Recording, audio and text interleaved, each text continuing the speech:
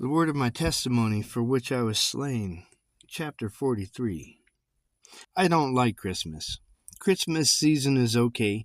People always seem more friendly and cheerful, but the commercialization of the holiday sucks. I never felt good buying some cheap, meaningless junk from Walmart and trying to think about the priceless gift that Jesus, now only a helpless, pure baby, would later give to the world. I stopped buying Christmas presents years ago, and instead I give gifts to those I love any other day of the year as often as I can. Not many people understand, but it's the only way I've ever been able to not feel lousy on Christmas Day. This morning I was feeling sorrowful, feeling the weight of what is to come, how I must sound to people. I'm not sad because of what I must go through, but the sheer magnitude of what it will mean for those who will not overcome. Such darkness and evil seems to be all I write to many. As tears would not seem to stop spilling down my cheeks, God comforted me with revealing something He had done through me that I had been clueless about until now. And I burst out laughing. You see, I started as a worship leader in October and fumbled my way through that first Christmas. By the time the next Christmas season began, I had already hit my stride. I had organized, wrote, built the set for a Christmas Eve production. I kind of surprised myself at how close to epic the whole thing was. I'd never done anything like it before or since. I had even trained up a group of younger kids as a bell choir and wrote all the parts myself. Well, in the end, it had all turned out pretty awesome, but before the service began, I realized I didn't have enough space to put the bell choir where I had planned. With very little time left, I began to brainstorm. Now, earlier, when I brought up having a Christmas tree in church wasn't exactly cool, I know, maybe I was being a little legalistic. I had not let it bother me then or for years after that. To me, it really always felt like a non-issue. And that was the solution to my problem. If I relocate the Christmas tree, I'll have the space I needed for the bell choir.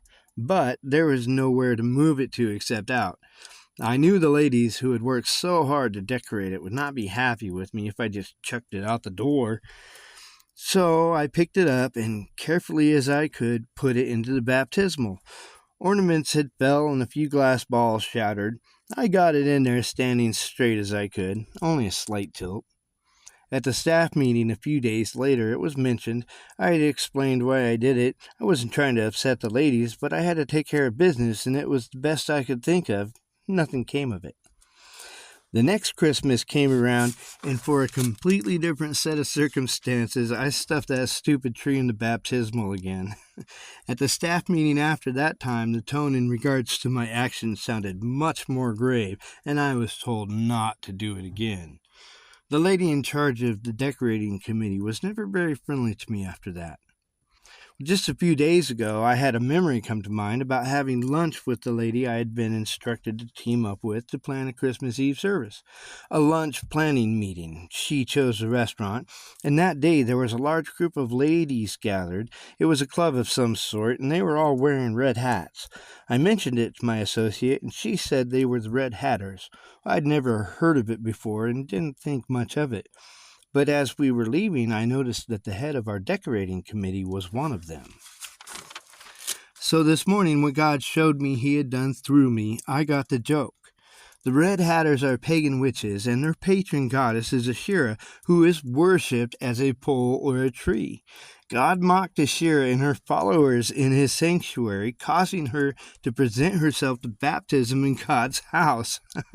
Such a hilarious picture to me. I'm reminded of Dagon falling down in his own temple and bowing his head before God in the ark. Thank you, Lord, for using me that way. I'm so glad you've shown your sense of humor to us and that you are near us, not far.